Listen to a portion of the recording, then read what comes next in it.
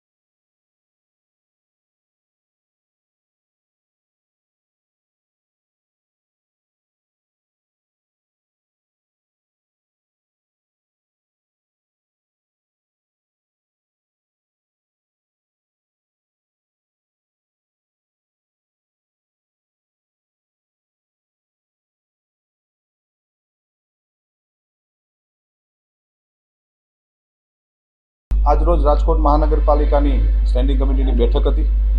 આ બેઠકની અંદર 48 કરોડથી વધુના વિકાસ કામોની આજે બહાલી આપવામાં આવી છે। કુલ 63 દરખાસ્તમાંથી 2 દરખાસ્ત, એક વોર્ડ નંબર 5માં સ્કૂલ બનાવવાનું કામ હતું, એ 32% જેવું વધુ આવ્યું હતું, એટલે એ થોડું મહાનગરપાલિકાની સ્ટેન્ડિંગ કમિટીની સંકલનમાં યોગ્ય ન જણાતા એ દરખાસ્તને પણ પેન્ડિંગ રાખી છે। અને દરખાસ્ત નંબર 61 હિન્દુસ્તાન પેટ્રોલિયમ પ્રાઇવેટ લિમિટેડને મવડી વિસ્તારની અંદર 60,000 રૂપિયામાં 1100 ચોરસ મીટર જગ્યા, 1100 ચોરસ એટલે કે 1500-1600 વાર એપ્રોક્સિમેટલી જગ્યામાં પેટ્રોલ પંપ બનાવવા માટેની એક દરખાસ્ત હતી।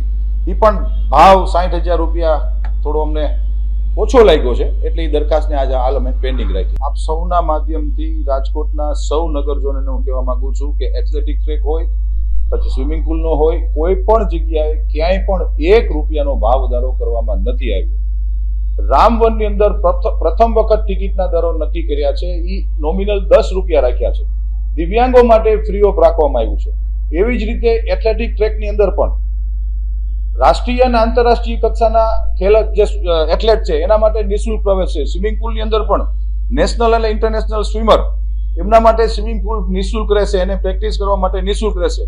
પ્રદ્યુમન પાર્ક જૂની પણ જૂના જે દરો હતા એ જ દરો અમે કન્ટિન્યુ રાખ્યા છે। જે વિદેશથી આવતા જે લોકો છે એના માટેના દર 50ની બદલે અમે લોકોએ 100 રૂપિયા કર્યા। વિકાસ કામોની અલગ અલગ વોર્ડના ડીઆઈના કામ હતા, પેવિંગ બ્લોકના હતા, રોડ રસ્તાના હતા, અલગ અલગ કામોની દરખાસ્તો આજે હતી અને તમામ વોર્ડના સર્વાંગી વિકાસ માટેની દરખાસ્ત આજે અમે લોકોએ સ્ટેન્ડિંગ કમિટીમાં મંજૂર કરી છે।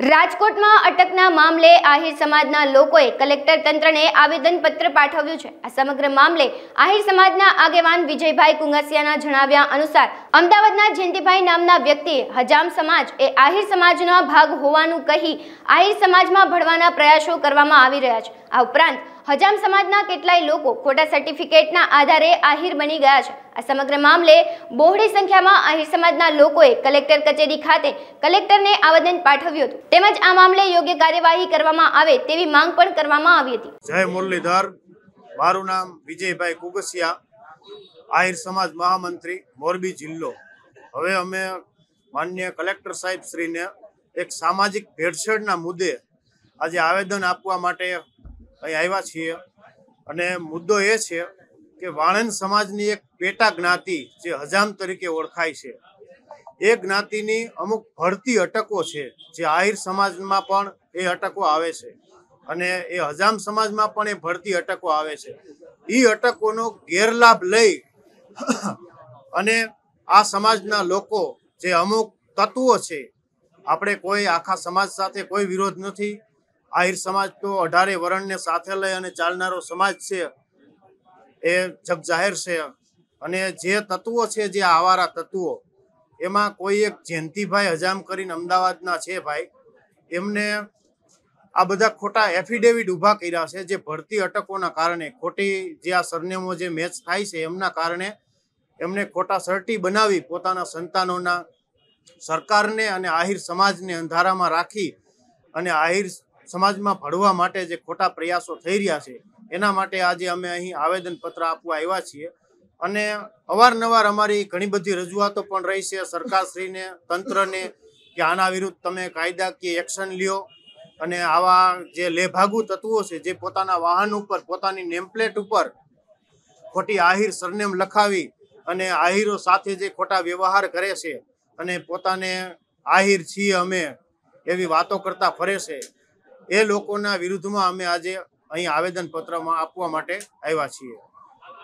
અને ભવિષ્યમાં જો સરકાર શ્રી દ્વારા, કલેક્ટર સાહેબ શ્રી દ્વારા, તંત્ર દ્વારા આ પ્રશ્નનું નિરાકરણ નહીં આવે તો આગામી દિવસોમાં અમે ગાંધી ચિંધ્યા રાહે ધરણા કરશું અને જરૂર પડશે તો આંદોલન પણ કરશું. અને છેલ્લી વાત હજી કહી દઉં કે આહિર સમાજ કોઈ સમાજનો વિરોધી નથી, સર્વ સમાજને સાથે લઈને ચાલનારો સમાજ છે. પણ અમુક આવા જે તત્વો છે, જયંતિભાઈ જેવા, જે આહિર સમાજના ઇતિહાસની ખોટી બુકો પણ ઊભી કરી છે, જેમાં પણ એમણે ખોટા ઇતિહાસને તોડી મરોડી અને રજૂ કર્યો છે. એટલે એમના વિરુદ્ધ આવેદન આપવા માટે અમે, અને આમાં અમારી સાથે ગુજરાતના અમારા આહિર સમાજના પ્રમુખ શ્રી અને પૂર્વ કેબિનેટ મિનિસ્ટર જવાહરભાઈ ચાવડા સાહેબનો ખાસ લેટર છે કે જે આ હજામ સમાજ છે જે પોતાને આહિર કેવડાવે છે, એમના વિરુદ્ધમાં એમણે પોતાની નોટિસ પણ આપેલી છે કે ભાઈ અમારે કોઈ એવો ઠરાવ આહિર સમાજમાં આગળ ઉપર વર્ષો પહેલા થયેલ છે નહીં કે ભાઈ આ હજામ લોકો છે જે ખરેખર આહિર છે, એવો કોઈ ઠરાવ કરેલ નથી. એમના પિતાશ્રી સ્વર્ગીય પેથલજી બાપુએ પણ કરેલ નથી. અને એમના ચીલે ચાલી અને માન્ય જવાહરભાઈ ચાવડા સાહેબે પણ હાલના વર્તમાન પ્રમુખશ્રીના હોદ્દાના નાતે લેટર બહાર પાડેલ છે કે અમે પણ આ લોકોને સ્વીકારતા નથી. છતાં પણ આ લોકો એક જેમ કહેવાય ને કે નગટા, આપણે જેને દેશી ભાષામાં હરાયા ઢોર કહી, જેને એક ફેર તગડો તો એ દેશી ભાષામાં આપણે છીંડામાંથી પાછા બહાર આવે, એટલે એ લોકો અવારનવાર આવા છબકલા કરે છે. તો એમના વિરુદ્ધ ખાસ સરકારશ્રી ધ્યાન દે અને એક્શન લે એવી અમારી માંગણી છે. જય મુરલીધર, જય યદુવંશ. મહાપરિષદ દ્વારા જ્ઞાતિના સભ્યો અને તેમના વેપાર ઉત્પાદનો અને સેવાને યોગ્ય પ્રચાર પ્રસાર કરવાનો મોકો મળે તે હેતુથી લોહાણા ઇન્ટરનેશનલ બિઝનેસ ફોરમની રચના કરવામાં આવી છે. આગામી તારીખ 18 થી 21 જાન્યુઆરી 2024 દરમિયાન હેલિપેડ સેન્ટર ગાંધીનગર ખાતે દ્વિતીય એક્ઝિબિશન યોજાવા જઈ રહ્યું છે. આ અંગે વિસ્તૃત જાણકારી માટે વિસ્તૃત જાણકારી માટે રાજકોટ સિટી શહેર પ્રમુખ સાવલિયા મનસુખભાઈ ઘેલાભાઈ સાવલિયા, અમારું આ સ્નેહ મિલન શાશ્વત કાર્યક્રમ છે તે 24મો સ્નેહ મિલનનો કાર્યક્રમ છે અમારો આ. અને અમે દર વર્ષે કાર્યક્રમમાં અંદાજે 3 થી 4 હજાર માણસો અહીંયા ભેગા થાય છે સાવલિયા પરિવારના, બરાબર છે. અને શરૂઆતથી જે 500 માણસોથી શરૂઆત કરી હતી, જે અમારી ટ્રસ્ટી મંડળે આયોજન સમિતિ પછી અમારા જૂના ટ્રસ્ટીઓ, જૂના પ્રમુખ ખીમજીભાઈ, મહેશભાઈ પૂર્વ પ્રમુખ, રસિકભાઈ, પરેશભાઈ, ખીમજીભાઈ, આ બધા આયોજન સમિતિ અને ટ્રસ્ટીઓની ખૂબ જ અથાગ મહેનતને હિસાબે અમારે પરિવારમાં સફળતા મળી છે અમને આ સ્નેહ મિલન કરવાની. તો અમે આની અંદર ડિરેક્ટરીનું વિમોચન કરીએ છીએ. ડિરેક્ટરીની અંદર અમારે 1500 નામ અત્યારે રાજકોટ સિટીના આવ્યા છે સાવલિયા પરિવારના, અને હજી ઘણા બધા નામ રહી ગયા છે, પણ હજી અમે બધે પહોંચી શક્યા નથી. એટલે હજી અમારા 200-300 ઘર તો ઓછામાં ઓછા રહી ગયા છે અંદાજે. એટલે અને અમે દર વર્ષે 1 થી 3 જે આવે વિદ્યાર્થી એને ગિફ્ટ આપીએ છીએ, અને આ 700 થી 800 વિદ્યાર્થીઓને એમણે ગિફ્ટ આપી દઈએ છીએ. આ વખતે 100 વિદ્યાર્થીનું સન્માન કરવામાં આવશે, અને બાકીના વિદ્યાર્થીઓને ગિફ્ટ એમણે આપી દઈએ છીએ. અમે 1 થી 3 આવે તે વિદ્યાર્થીનું સન્માન કરીશું અમે. પિનલબેન ધર્મેશભાઈ સાવલિયા પરિવારના કાર્યકારી પ્રમુખ. આજે સાવલિયા પરિવારનો સ્નેહ મિલન છે. લેવા પટેલ સમાજમાં સાવલિયા પરિવાર રાજકોટમાં બહુ મોટો પરિવાર છે. આજે આપણે સ્નેહ મિલનની અંદર ભક્તિરામ બાપુ ઉપસ્થિત છે. ખોડલધામના ચેરમેન નરેશભાઈ હમણાં થોડી વખતમાં આપણી વચ્ચે ઉપસ્થિત થાય છે.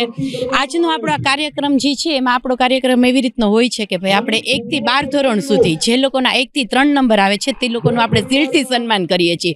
પણ કોઈ પણ છોકરાઓને એવું ન થાય કે અમે આજે ભણીએ છીએ પણ અમારો નંબર નથી આવ્યો તો અમને કોઈ પણ જાતની ગિફ્ટ નથી મળતી.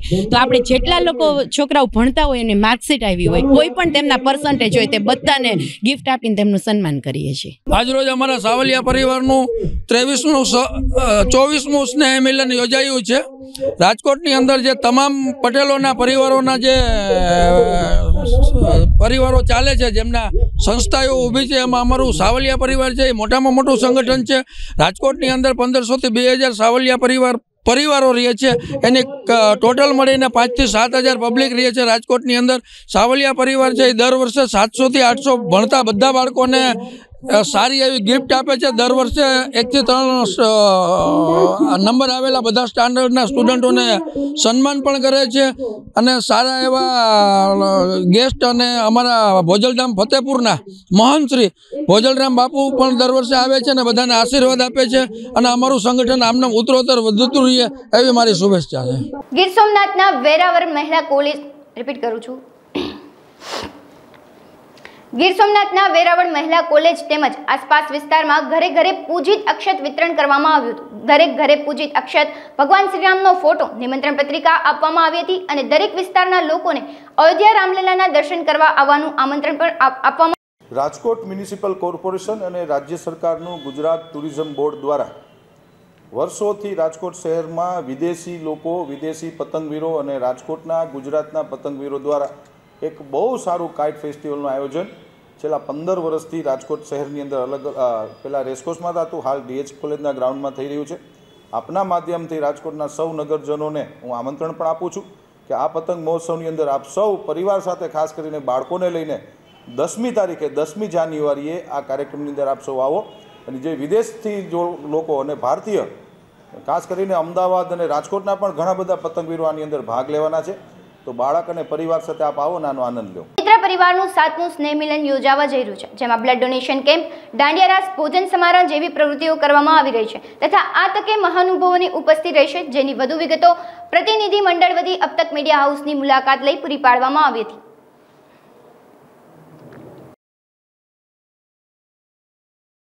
બાળક અને પરિવાર સાથે આપ આવો, નાનો આનંદ લો. સોજિત્રા પરિવારનું 7મું સ્નેહ મિલન યોજાવા જઈ રહ્યું છે. દાંડિયા રાસ. નમસ્કાર. આજે જિલ્લા પંચાયત અમરેલી ખાતે સેલ કાઉન્ટર મશીન વિતરણ કાર્યક્રમ હતો.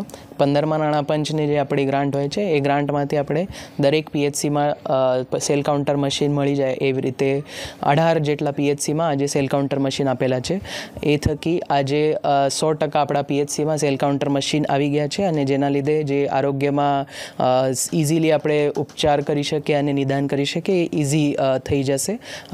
આજે આ માનનીય નાયબ દંડકશ્રીના અધ્યક્ષસ્થાને અને માનનીય કલેક્ટર સર, માનનીય પ્રમુખશ્રી, ધારાસભ્યશ્રીના ઉપસ્થિતિમાં પ્રોગ્રામ યોજાયો હતો. ટોટલ 18 જેટલા મશીન આવેલા છે. એમાં પહેલાં બાકી જે PHC હતા 41 PHCમાંથી એ બધામાં આપણી પાસે સેલ કાઉન્ટર મશીન છે. આ 18 જે બાકી હતા એમાં આપણે સેલ કાઉન્ટર મશીન આપીને 100% અત્યારે કમ્પ્લીટ કરી દીધું છે, સેચ્યુરેશન કરી દીધું છે. થોડા દિવસો પહેલા વાંકાનેરમાં નકલી ટોલનાકાનો મામલો સામે આવ્યો હતો. આ અંગે પોલીસની તપાસમાં જયરામ પટેલના પુત્રની સંડોવણી સામે આવી છે. જે મામલે રાજકોટ ખાતે જયરામ પટેલના રાજીનામાની માંગ લઈ પાટીદાર યુવા ગ્રુપની પ્રેસ કોન્ફરન્સ યોજાઈ હતી. કડવા પાટીદાર યુવા આગેવાન મનોજ પનારાએ નિવેદન આપ્યું હતું કે જયરામ બાપા રાજીનામું આપી રહ્યા છે, માટે ધરણાનો કાર્યક્રમ રદ કરવામાં આવ્યો છે. જુલાઈ બાદ ચેરમેન મૌલેશભાઈ ઉકાણી પાસે પ્રમુખનો ચાર્જ રહેશે. સમગ્ર ગુજરાતની અંદર અને દેશની અંદર જે એક વિષય ચાલતો હતો કે ડુપ્લિકેટ ટોલ નાકું ઊભું કરીને જે પ્રકારે સરકારની તિજોરીમાં બાખોરું પાડવાનું ઉમિયા મંદિર સિત્સરના પ્રમુખના દીકરા કરી રહ્યા હતા, એ વિષયને લઈને પાટીદાર યુવાનોએ એમની રાજીનામાની માંગણી કરેલી અને 6 તારીખે સિત્સર મંદિરના તમામ ટ્રસ્ટીઓની મિટિંગ થયેલી. એ મિટિંગની અંદર સર્વાનુમતે જે ઠરાવ કરવામાં આવ્યો છે એ ઠરાવ એ પ્રકારનો છે કે જયરામભાઈ 75 વર્ષ આવતા 4-6 મહિનામાં પૂર્ણ કરે છે અને એ 4-6 મહિનામાં રાજીનામું આપી દેશે અથવા તો એમને નિવૃત્ત કરવામાં આવશે. પ્રમુખ તરીકે પણ એ નિવૃત્ત થશે, સાથે સાથે ટ્રસ્ટી તરીકે પણ એ નિવૃત્ત થશે. આ પ્રકારનો ઠરાવ 4 નંબરનો મીડિયા સમક્ષ તમે જોઈ શકો છો. અને આ વયમર્યાદા પાર કરેલા 5 લોકો છે, 2 લોકોની વયમર્યાદા પૂર્ણ થાય છે. પરંતુ અમે સ્પષ્ટ માનીએ છીએ કે આ પ્રકારનો વચલો માર્ગ ટ્રસ્ટીગણે સિત્સર મંદિરની સમિતિએ જયરામભાઈ માટે કાઢેલો છે અમારી માંગણીને લઈને. તો જયરામભાઈ આવતા 4 થી 6 મહિનામાં રાજીનામું આપવાના છે. આપ બધા જાણો છો જે રીતે 2024ના ડિસેમ્બરમાં ઉમિયા મંદિર સિત્સર ખૂબ મોટો મહોત્સવ થવાનો છે. આ મહોત્સવની અંદર અમારી એ જ વાત હતી કે જયરામભાઈની આગેવાનીમાં ન થવો જોઈએ. શા માટે? કે જયરામભાઈનો દીકરો આ પ્રકારના કામમાં અથવા તો આ પ્રકારની પ્રવૃત્તિમાં નામ આવતું હોય ત્યારે સમાજ એમાંથી શું પ્રેરણા લે, યુવાનો શું પ્રેરણા લે? આ વિષયને લઈને અમારી વાત હતી. એ વાત ટ્રસ્ટી મંડળે ક્યાંક ને ક્યાંક સ્વીકારી છે. અમે ટ્રસ્ટી મંડળનો પણ આભાર માનીએ છીએ. અમારા વડીલોની વાતને માન્ય રાખી અને આ જે પ્રકારના ચોથા મુદ્દામાં આ મૌલેશભાઈ અને ચેરમેનશ્રી અને બાકીના લોકોની જે સિગ્નેચર સાથે અમારી પાસે એમનું ઠરાવ આપવામાં આવેલો છે, એ ઠરાવને અમે અમારા વડીલોની માંગ અને એમની વાતચીતના આધાર ઉપર સમગ્ર ટીમે નક્કી કર્યું છે કે આ વાતને સ્વીકારીએ, પણ અમે સમાજની અંદર, સમાજની સંસ્થાની અંદર જરૂર પડશે એ પ્રકારના સુધારા માટે આવતા દિવસોમાં લડતા રહેશું. મીડિયાના મિત્રોને કંઈ પ્રશ્ન હોય તો પૂછી શકે છે. જયરામભાઈની સામેની વ્યક્તિગત જે લડાઈ છે એ કદાચ ચાલુ રહેશે. એમના આર્થિક વહીવટો, જયરામભાઈએ પ્રમુખ દરમિયાન કરેલા જે પ્રકારના વહીવટો છે એની કાનૂની રીતે તપાસ થાય.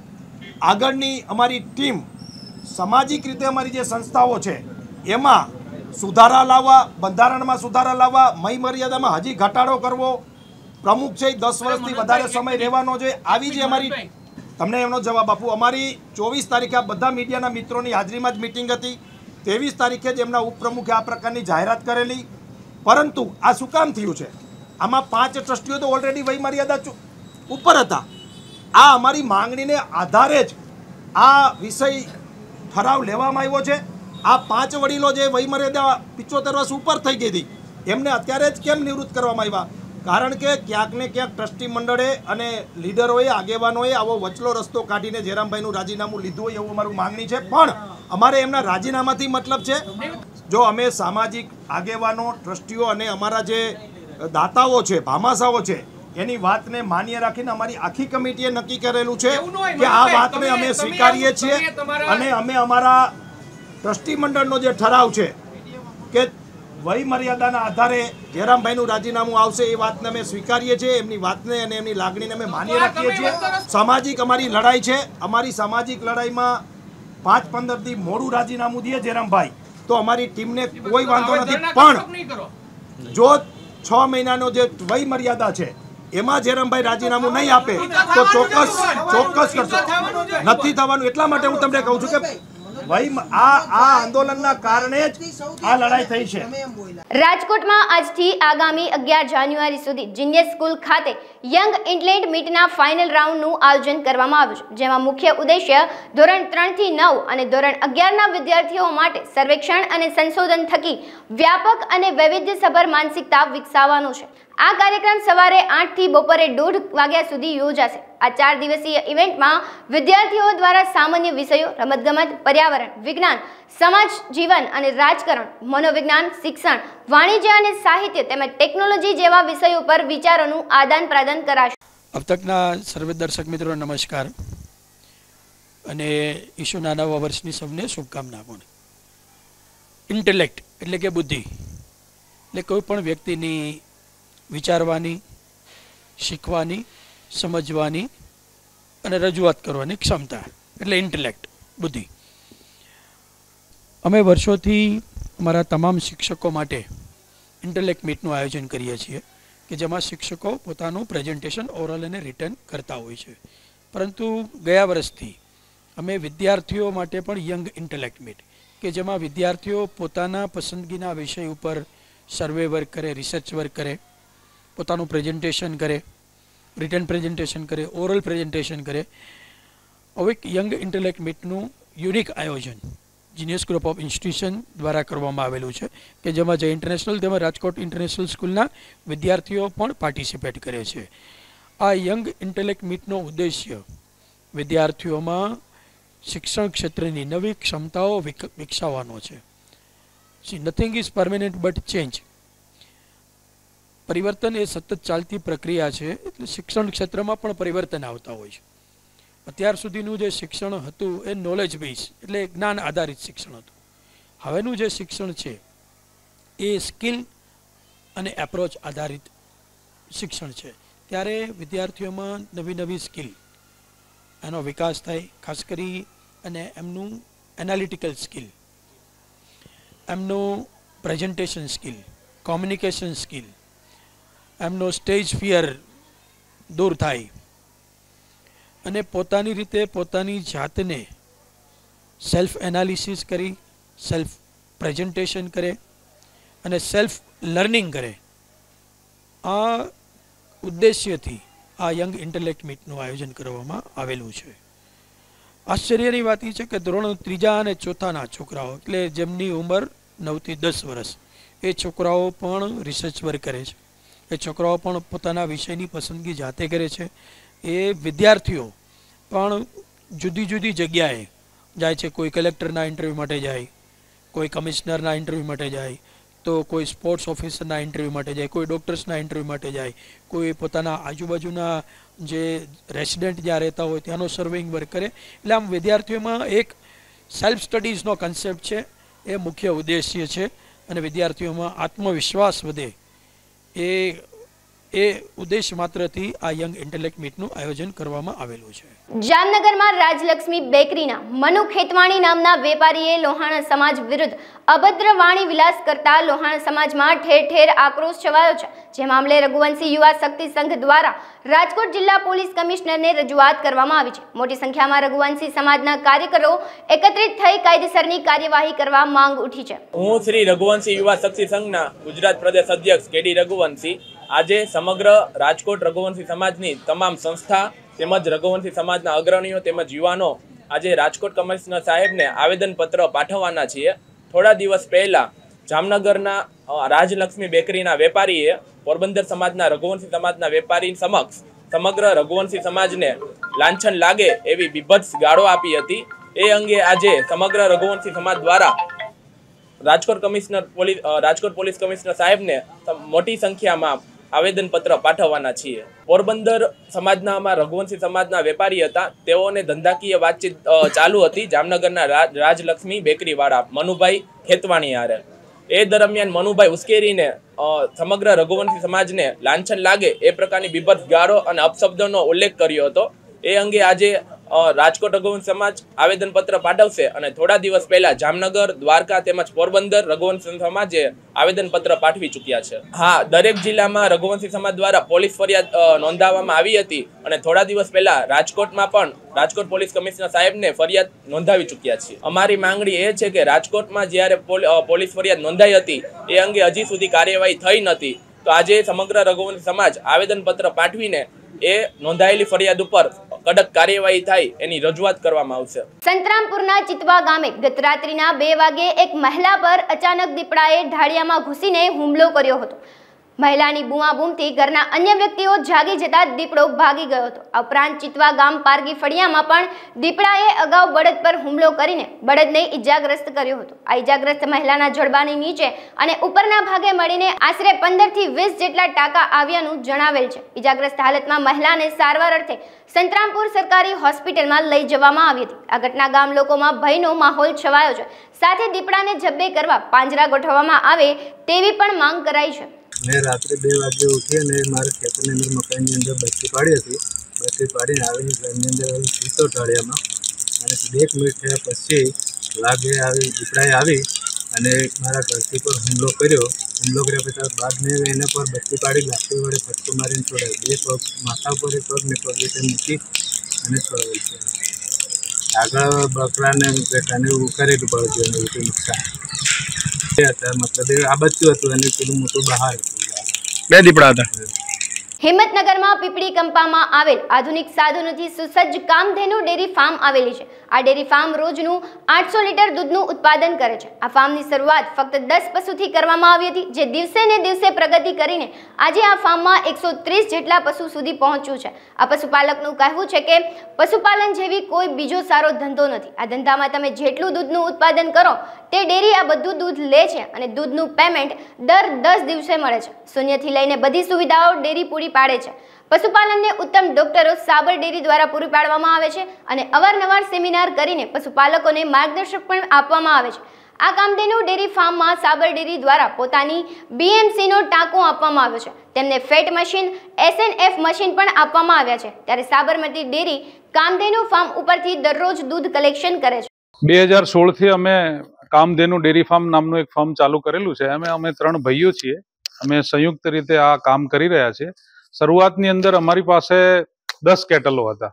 10 થી ધીમે ધીમે અમે 67 કેટલો માર્કેટમાંથી પરચેસ કર્યા અને અમારી પાસે પરચેસ કર્યા પછી 200 કેટલનું એક હડ હતું અને ધીમેથી અમે સોર્ટિંગ કરતા કરતા આજે અમારી પાસે એક ઊંચી ક્વોલિટીના 130 જાનવરો છે અમારી પાસે. અમે અત્યારે 650 લીટર દૂધ ભરાઈએ છીએ અને શરૂઆત અમે જ્યારે કરી ત્યારે માત્ર 80 લીટર દૂધથી શરૂઆત કરેલી હતી, પણ અમારું વાર્ષિક સરેરાશ દૂધ 800 લીટર હોય છે. નફા ધોરણ અમને ચાલુ વર્ષે 19% સાબર ડેરી અમને નફો આપ્યો હતો, જે ખરેખર સંતોષકારક હતો. કોઈ પણ ધંધો કરીએ એના 2 ચેલેન્જીસ હોય છે. એક તો સૌથી પહેલા તમારી પ્રોડક્ટ બનાવવાની અને બીજી પ્રોડક્ટ વેચવાની, અને ત્રીજો ફેઝ એનો છે પ્રોડક્ટ વેચ્યા પછી એનું કલેક્શન કરવાનું. આ એક ડેરી ફાર્મિંગ એક એવો સબ્જેક્ટ છે જે તમે ગમે તેટલો તમારો માલ ઉત્પાદન કરો, તમારો ડેરી લઈ લે છે, પેમેન્ટ તમને 10 દિવસે સિક્યોર આપે છે. એની સાથે સાથે કલેક્શનનો કોઈ હેડેક રહેતો નથી. એ આ ધંધાના બહુ મોટા પ્લસ પોઈન્ટ છે ને એમાં સાબર ડેરી અને આખું ફેડરેશન આમાં ખૂબ જ સકારાત્મક કામ કરી રહ્યું છે. સાહેબ, એમ કેવું હોય કે 0 થી લઈ અને તમામ સુવિધાઓ અમને ડેરી પૂરી પાડે છે. બચ્ચાનો જન્મ થાય ત્યારથી દાણ અમને આપે છે. એના ટ્રીટમેન્ટ માટેના એક ઉત્તમ ક્વોલિટીના ડોક્ટરો અમારી સાથે રહે છે, ગાઈડન્સ આપે છે. સાથે સાથે કયા સ્ટેજે કયા કેટલને કેવું ફીડ આપવાનું એનો પણ અવારનવાર સેમિનાર કરી અને અમને ટ્રેન કરતા હોય છે.